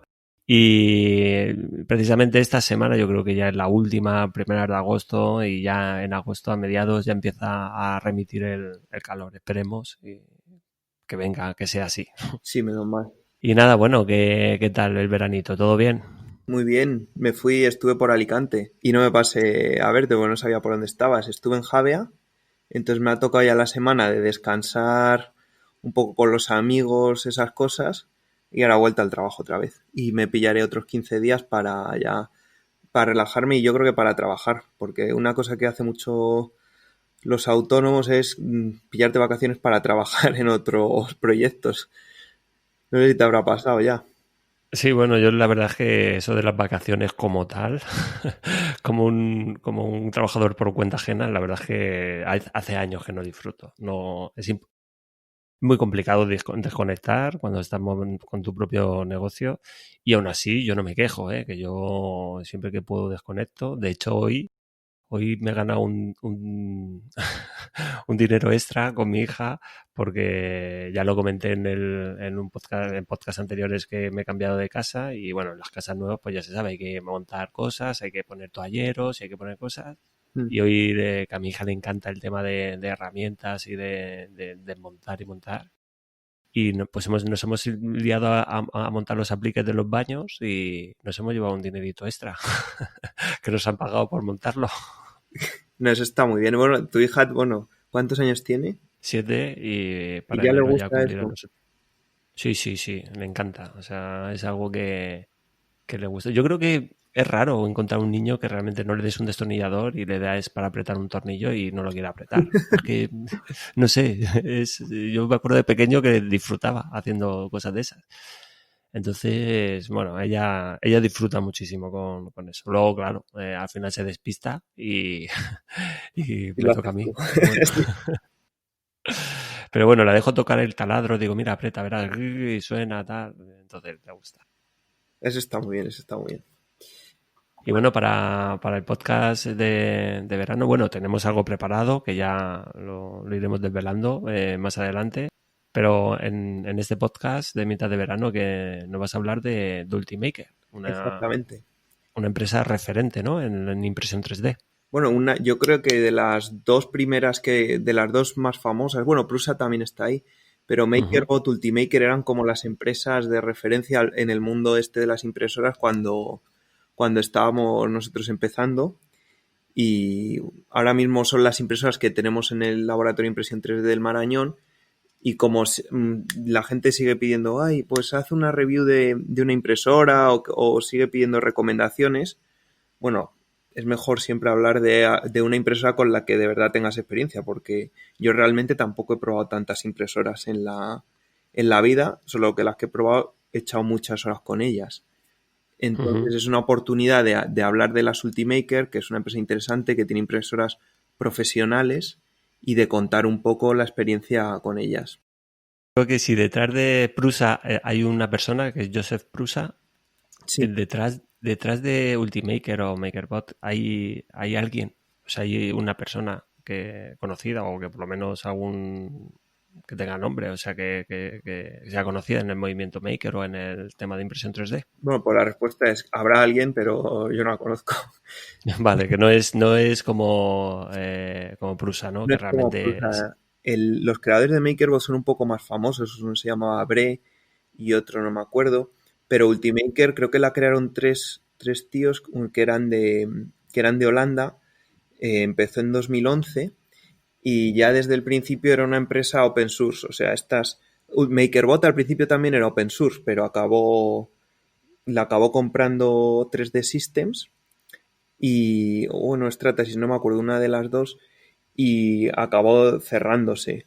Pero Ultimaker es una empresa que la última impresora que tiene no es open source, pero que la crearon hace ya mucho tres chicos cuando empezó todo esto, que tiene una historia open source. Entonces es un ejemplo de empresas de estas de la comunidad de impresión 3D de toda la vida. Vale, entonces es conocida. La verdad es que a mí siempre me ha sonado, igual que Prusa, igual que MakerBot, y no sabía cuál era, bueno, de dónde venía esta empresa. Y también nos suena, ¿no? Por el famoso laminador, ¿no? El Cura. Claro, también uno de los productos que tiene Ultimaker que mantiene y que sigue siendo open source es el Cura, que ya hemos hablado muchas veces aquí, es el laminador, es un laminador que sirve para las impresoras de Ultimaker, pero que sirve realmente para cualquier impresora. Yo ahora, por ejemplo, bueno, en el trabajo sí uso Cura, en mis propias impresoras me gusta más usar Prusa Slicer, pero vamos, que es un laminador que se puede configurar para cualquier impresora y que da muy buenos resultados. Y es un proyecto open source que pertenece un poco al ADN ese libre que tiene Ultimaker. Vale, pero entonces, que no me ha quedado claro, ¿ellos hacen todos los modelos que sacan de impresoras son open source o no? Ellos, todos los modelos de impresora, excepto el último, siempre han liberado siempre el hardware y la mayoría de las veces el firmware como open source. Entonces te puedes meter en su GitHub y, por ejemplo, ir a la impresora más moderna que tiene open source, es la Ultimaker 3, te metes y te puedes descargar todas las piezas, los planos, los steps, los STL, las instrucciones de montaje, y son componentes fáciles de replicar la mayoría. Entonces es como un ecosistema abierto. ¿Qué pasó? En la Ultimaker 3 ya llegó el momento que primero sacaron la impresora y esperaron un año, por esto que hemos estado hablando, de hecho lo hablábamos hace poco, de los chinos y las copias. Primero sacaron la impresora comercialmente y luego al año liberaron los planos del hardware. Y ya en ese Mm. momento, a partir de ese momento ya no están liberando el firmware, que ya es propio de la marca. Entonces esperaron un año y el último modelo que han sacado, que es la Ultimaker S5, que es más grande, de esa de momento no han liberado los planos y no se sabe si lo harán. Imagino que cuando creen la S6 la liberarán, ¿no? ¿O no? Yo ya realmente no tengo tanta fe porque, bueno, esto es un tema un poco que toca tangencialmente esto, pero no es realmente. No tiene sentido tampoco sacar los planos de un producto open source si nadie lo puede replicar. Entonces, según las impresoras van avanzando, por ejemplo, la primera impresora, que era la Ultimaker 3 original, era una impresora de madera que todo el mundo podía cortar con una cortadora láser, tenía componentes estándar y tal. Según van avanzando, por ejemplo, la 3 o la 5 tienen un fusor que tiene piezas que están inyectadas en plástico, o tiene un extrusor que tiene piezas inyectadas en plástico. Entonces, ¿qué pasa? Que conforme los productos se van haciendo más complejos, cada vez son más difíciles de replicar. Entonces, cada vez para la gente en realidad tiene menos valor que tú liberes los planos de las impresoras open source. Entonces, Pero bueno, sí que tiene sentido, ¿no? A la hora de, por ejemplo, si tú tienes esa máquina, el poder repararla. poder arreglarla o poder modificarla, Ujú. o coger esa pieza e intentar hacerla con impresión 3D. Pero yo creo que las empresas ya, primero, van perdiendo el ADN ese open source. Luego, cada vez los clientes, o sea, la gente no compra, es que es una realidad, la gente no compra impresoras porque sean open source, yo creo. Para ellos no es una cosa importante. Entonces, entre que yo creo que al final sigue costando algo de trabajo publicar los planos, las empresas tienen miedo un poco a que les copien y cada vez va teniendo menos valor para la empresa y para los clientes. Yo creo que por desgracia cuando van creciendo cada vez las empresas se van olvidando más del open source en hardware. En software no. En software Ujú. sigue siendo una parte yo creo importante de la estrategia de muchas empresas, pero en hardware yo creo que es complicado. No sé tú qué piensas de esto. Yo creo que beneficia, o sea, o sea, no sé si realmente las empresas se fijan en si pueden eh, tener acceso a esos planos. Pero sí que es cierto que te da como una seguridad, ¿no? A la hora de comprar. Mm. Es decir, si el Ultimaker desaparece por lo que sea, por una pandemia o por lo que sea, bueno, pues tienes la seguridad de que tú tienes esos planos, esos esquemas que de alguna manera, si no te no te van a solucionar cualquier problema que tengas con esa máquina el propio fabricante, lo vas a poder hacer tú o se lo vas a poder dar a alguien para que entendido para que pueda hacerlo. Sí. Claro, si tú no dispones de eso, pongamos yo qué sé, cualquier electrodoméstico que tenemos en casa. Mm. No tenemos, yo me acuerdo cuando era pequeño, muy pequeño, de recibir alguna televisión o abrir alguna televisión en casa de mis padres Mm. y ver ahí planos eléctricos. Y eso ha desaparecido totalmente, por ejemplo. Mm. ¿Sabes? Entonces yo creo que en un momento dado se podría, claro, una persona, un electrónico, no hace falta tener esos esquemáticos, sino que directamente vas a ver cómo funciona eso. Sí. Pero quizá sea una ventaja por lo menos un plus de seguridad, que sabe que en un momento dado va a poder tirar de esa documentación para solucionar su problema si la empresa no le da una solución concreta.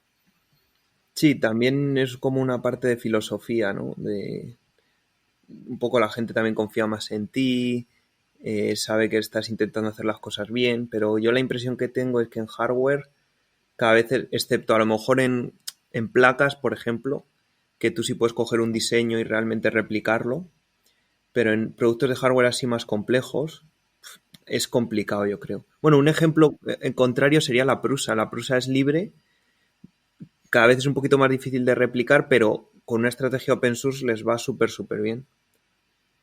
Claro, esto es un tema que hablábamos también con Oscar de BricoGeek y ya no es el hecho de poderte fabricar, que te la puedes fabricar, porque eso al final a quien beneficia lo sabemos todos, que es al mercado chino, Mm. que lo decía Oscar, que en 2 semanas te replican cualquier componente que saques de Adafruit, de Smartphone, que sea de open source, Sí. sino ya por el mero hecho de que le dejes a una persona que aprenda a fabricar eso o a construir eso, ya sea electrónica, ya sea mecánica. El problema está en que yo veo ahora mismo la S3, que dices tú que es open source, y yo digo, no sé quién tendrá narices de replicar esto, porque esto es una pasada. Bueno, una cosa, la 3 ya es más complicada, pero no es tan difícil de... O sea, yo creo que se puede replicar en parte. Y de hecho, ahí hay una persona que no sé si tú conoces, que es Juan Campillo Campi. que es el creador de 3D Spana y que tiene ahora un canal de YouTube, y que justo él cogió los planos de la 2, me parece, y se creó, o sea, viendo los planos, porque creo que lo diseñó completamente desde cero, se creó una versión de las Ultimaker que la llamó Ulticampi y que está muy chula. O sea, en realidad son muy parecidas todas entre sí. Lo que pasa es que cada vez le van poniendo más pantallas, más cosas táctiles, más cosas de plástico. Pero yo creo que se puede replicar una Ultimaker de manera... O sea, es factible aún así, ¿eh? A día de hoy es factible. Bueno, yo creo que vosotros lo veis un poco más fácil, los que ya lleváis tiempo, yo lo veo complejo. Lo veo bastante complejo, pero bueno. Es que hay una cosa que íbamos a hablar ahora en las características, la Ultimaker son unas impresoras que es que su estructura son como planchas que están hechas o de Dibond o de metacrilato, o sea, son como planchas de plástico que encajan como si fuera un origami entre ellas y que luego llevan como unos tornillitos. Entonces imagínate que es como una caja de 6 caras. Tú cortas cada cara por separado y la ensamblas formando una caja. Y ya está. O sea, la Ultimaker estructuralmente es eso, es como una caja de plástico. Entonces realmente sigue siendo de las impresoras profesionales más fáciles de replicar. Porque se hace con una tecnología muy sencilla, que es cortar chapa con láser o con CNC. Y bueno, partiendo que yo para mí es un punto a su favor el tema del open source y lo veo, sigo repitiendo que lo veo complicado, pero bueno, que se puede replicar, que hay casos. ¿A quién va dirigido este tipo de máquinas? ¿A quién va dirigido este tipo de impresoras? Porque claro, no veo que vaya muy dirigido a gente que compra en AliExpress la típica máquina por 100 y pico euros, y esta tienen por lo menos un aspecto más profesional. Sí, son impresoras que están hechas ya para gente profesional, normalmente. Porque es una impresora que en vez de costarte 200 euros en AliExpress, pues te va a costar desde 1.000, 2.000 hasta 4.000, 8.000 euros. Hay de todo. Entonces son máquinas para profesionales. Por ejemplo, quien lo usa mucho en impresión 3D médica son una de las impresoras que más se usan. Porque tú en cuanto pides hay una cosa que ocurre, que es que en cuanto tú pides a alguien que te venda una impresora para uso profesional, tampoco hay tantas marcas. Porque no te van a vender, para tener una empresa no te van a vender una Ender 3 que no tenga soporte, que se te rompa, etcétera. Entonces, una vez estás comprando impresoras profesionales, te compras una Ultimaker, te compras una Race, te puedes llegar a comprar la Prusa, pero no hay tanto abanico. Entonces, es una impresora que está en muchas empresas, que está en proyectos de impresión 3D médica en hospitales, etcétera. Está en clientes profesionales. Luego hay algo también curioso, y es que hay alguna empresa española que también está fabricando impresoras a nivel, por lo menos a eso me parece, profesional. ¿Conoces a 3D Gal? No conozco. A ver. Pues Dile, me parece que se llaman 3D Gal. Pero tú no te refieres a MakerGal. O MakerGal, puede ser, no sé. Ahora mismo no me acuerdo. Dile. Sé que son un chico de Galicia que también está fabricando, pues. Es Álvaro de MakerGal. Ah, vale. MakerGal. También hace impresoras más profesionales, ¿no? Más robustas, más. Exacto. Sí, bueno, Álvaro, se llama Álvaro Rey de MakerGal, que es, me parece, makergal.es, para quien quiera mirar lo que... No sé si es .es o .com, ¿vale? Es makergal.es. Bueno, Álvaro es de las personas que estaban, como todos los frikis que estamos ahí, del principio de las impresoras 3D en España. Nos ha ayudado desinteresadamente mucho durante el tema del coronavirus. O sea, ha hecho muchas cosas por nosotros. Y luego él hace impresoras profesionales. Y son impresoras, de hecho, que se parecen mucho a la filosofía esta de Ultimaker de cortar chapa y unirla en una especie de caja. Pero claro, esas impresoras ya tienen guías lineales en vez de varilla. tienen fusores más avanzados que los de las Ultimaker. Entonces sí, por ejemplo, Juan Campillo Campi también hace impresoras profesionales de ese estilo, que ha sacado una hace poco. Y esto sí que si tiras de gente más pequeña así de España, empresas más pequeñas, más que te van a dar una atención así más personalizada, sí que existen en España también empresas que hacen impresoras para profesionales. A lo que me refiero que quizá la diferencia entre MakerGal y Álvaro y Ultimaker, bueno, salvando todo lo que lleva por ahí, es marketing, ¿no? Al final que Ultimaker es una empresa reconocida y que trabaja mucho el marketing, y Álvaro pues está allí en Galicia y bueno, lo conocemos nosotros y se puede dar a conocer con alguna empresa.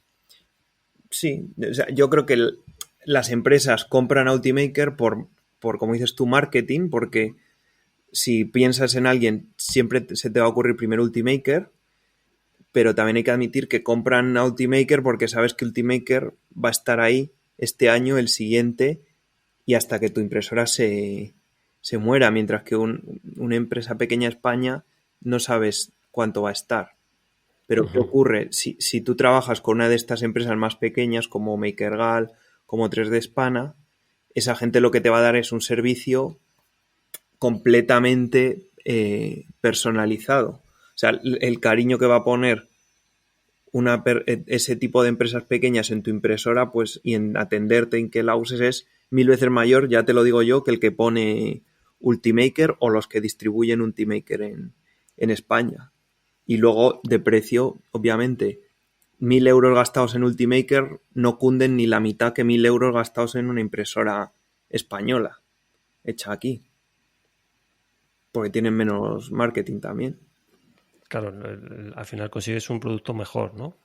Exactamente, una impresora más completa, pero digamos menos comercial. Bueno, pues antes de cuando todos los que estáis escuchando ahora aquí lo de Ultimaker, antes ir a ver Álvaro, sí. Sí, a MakerGal y a Y a 3D Spana. 3D Spana. Es verdad, Bueno, pero vamos está muy bien. Preguntad primero, que os van a atender muy bien, además. Claro, yo aunque que bueno, que al final es eso, es cierto que cuando ya tienes un compromiso, o bueno, tienes que responder ante unos clientes, necesitas un respaldo detrás de una empresa como Ultimaker. Claro. ¿Tienen soporte aquí en España, en español, para la gente que compra?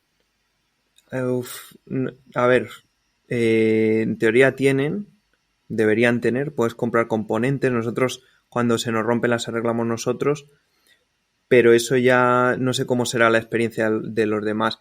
Nosotros hemos tenido un poquito menos de suerte. Yo creo que deberían tener soporte bueno, pero nosotros hemos tenido un poco menos de suerte por cuestión de, me parece que la empresa que se lo compramos cerró, se han quedado nuestras impresoras en el limbo, pero las Ultimaker tienen repuestos que siempre van a estar ahí, nosotros seguimos comprando, y en teoría los distribuidores de España te deberían dar un soporte acorde al precio que tiene la impresora, que no es barata.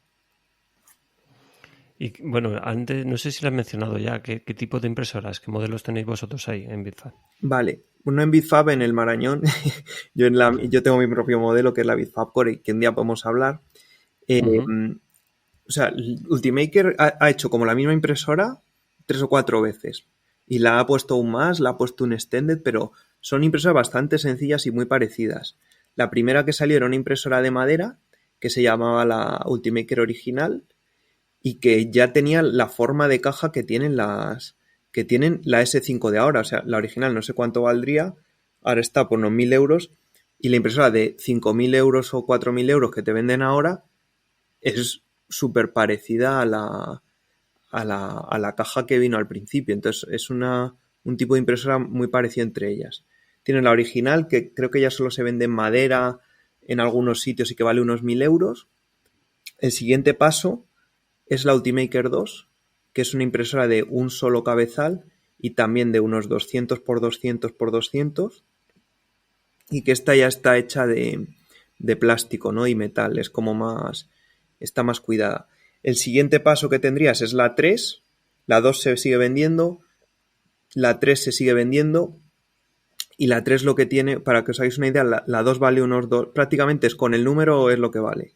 La 2 a lo mejor vale alrededor de 2.000, la 3 3.000, 3.000 y pico, y la 5 4.000 y pico, 5.000 hasta 8.000. Y la 3 ya es una impresora que tiene doble cabezal, o sea, doble extrusor, que una ventaja y también una de las razones por las que Ultimaker se usa mucho en impresión 3D médica es porque Ultimaker tiene muy muy bien resuelto el tema de usar dos colores o dos materiales. Entonces ya a partir de la 3 tienes el sistema de dos colores de Ultimaker que está súper bien.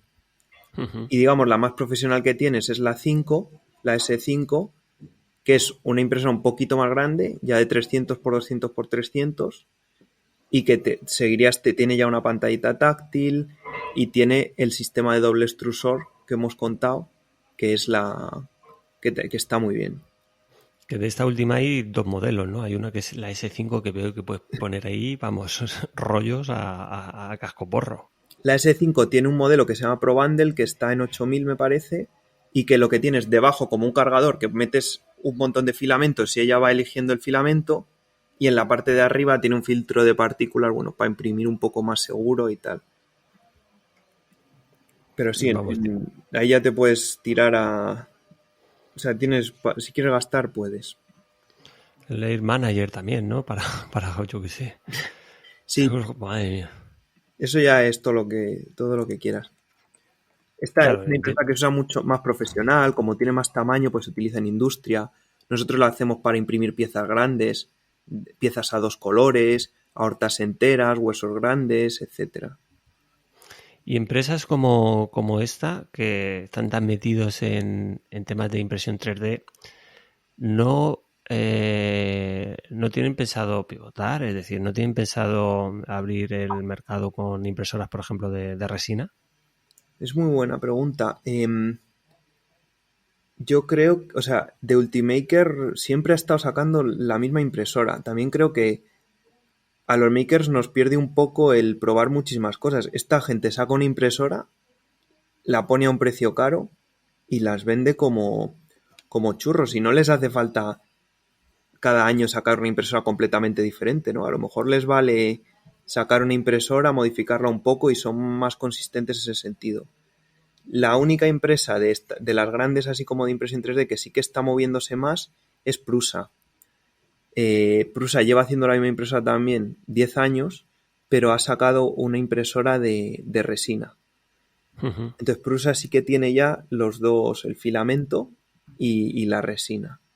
Pero de Ultimaker no se sabe nada. Sí, entiendo que las empresas así, ya que empiezan a tener un volumen considerable, no les hace falta ahora, pero en un momento dado, si tienen que pisar el acelerador, lo pisan y ponen a trabajar a todo el equipo y vamos, te lo sacan en dos patadas, ¿no? Sí, vamos, tienen esa capacidad, pero eso es como una marca de coches, no una marca, pongo un SEAT. Van actualizando el modelo. No, mañana SEAT no le da de un día para otro por hacer camiones, motos y coches, sino que van haciendo su especialidad y la van modificando. Uh-huh. Esos ritmos que tienen de innovar las empresas que están ya más consolidadas no es como los makers que te lían la manta a la cabeza y hacer 5 proyectos a la vez, ¿no? Ellas están más en el mismo sitio y amortizan todas sus inversiones hasta el final. Uh-huh. Sí, porque bueno, el tema son impresoras caras, la verdad. No hay que quitar eso. Claro, tendrán su cometido para empresas donde realmente sí que se utilice a nivel profesional este tipo de impresoras. Como dices tú, a nivel médico son las más utilizadas. Sí, aquí en España sí. Y bueno, pues no sé si quieres añadir algo más sobre la Ultimaker Nada, o sobre las impresoras Ultimaker. ya vamos, simplemente eso, son impresoras profesionales, habéis oído un poco los precios, se utilizan en clientes que son en personas, en empresas básicamente. Y nada, está muy bien, son bastante fiables, tienen, como todas las impresoras, quieran o no, una impresora la vas a tener que arreglar un montón de veces, entonces no están exentas de todo ese cacharreo que muchas veces viene con las impresoras, pero tienen su función y especialmente imprimen en dos colores súper bien. Entonces simplemente es una introducción a estas impresoras y ya tenéis otra referencia más para cuando tengáis que tomar una decisión. Ya está.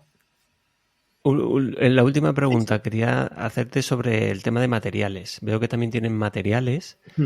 ¿Qué tal este tipo de materiales? Entiendo que serán también excelentes, ¿no? Está muy bien, pero ya a día de hoy yo creo que casi todos los materiales son iguales. Entonces nosotros hemos usado material original y material de Smart Materials, que es un fabricante español de muy buena calidad y no hay diferencia. A día de hoy, con que compres un filamento bueno, no hay muchos filamentos buenos, no hace falta solo usar los de la marca. Vale. Además, Smart Materials también ha contribuido muchísimo con el tema del coronavirus. Sí, también han estado ahí, me consta, sí. Bueno, a nosotros nos han mandado material también, sí. Sí, aquí a Alicante también nos han mandado. Bueno, pues por mí, perfecto. Ya conozco otra gama de impresoras más, Ultimaker, y bueno, queda apuntada. Todavía soy muy novato para estos temas. Yo creo que tú vas a acabar con una Prusa, me da. O una Ender 3. Sí, bueno, poco a poco le voy sacando el jugo a la mía, la Artillery, y de momento con una Seiki, no sé por qué.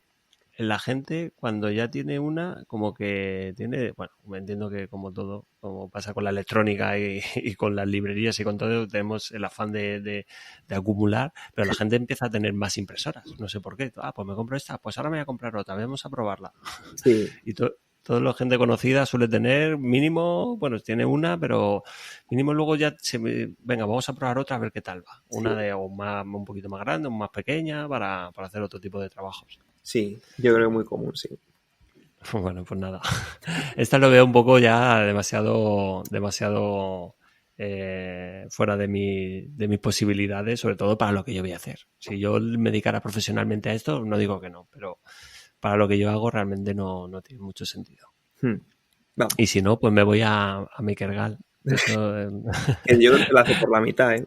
No sé cuánto costarán, pero vamos. Por eso, además con una calidad que me consta. Por eso te lo he dicho, que lo conozco de referencia y me han hablado muy bien de MakerGal. Sí, bueno, es un gusto. Él y lo que hace también, su trabajo. Vale.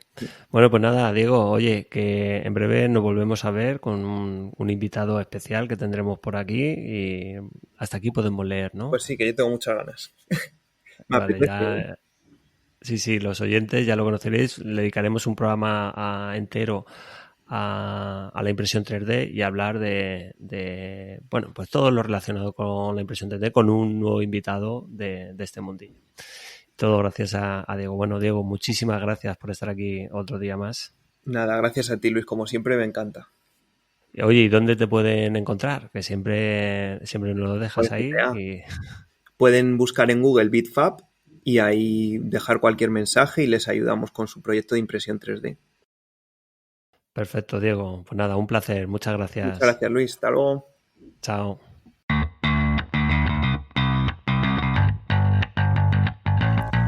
Y hasta aquí el programa de hoy, un programa muy completo, muy cargado de muchas cosas, muchas información de electrónica y de impresión 3D. Quedan pendientes 2 podcasts por ahora y es uno.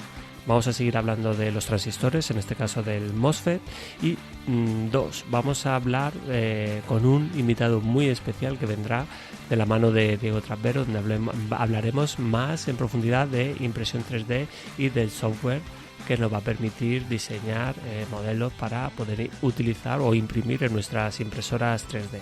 Aparte, vamos a tener también un popurrí con Germán y con José Manuel, y con eso yo creo que ya finalizaremos el verano, el periodo vacacional, que bueno, está siendo un tanto raro. Yo la verdad es que no me he ido de vacaciones y sigo aquí al pie del cañón, ya que no me voy, pues bueno, intento grabar todo lo que puedo y liberar o tener contenido nuevo en el blog para que bueno, no os aburráis este verano en la piscina o en la playa o allá donde estéis.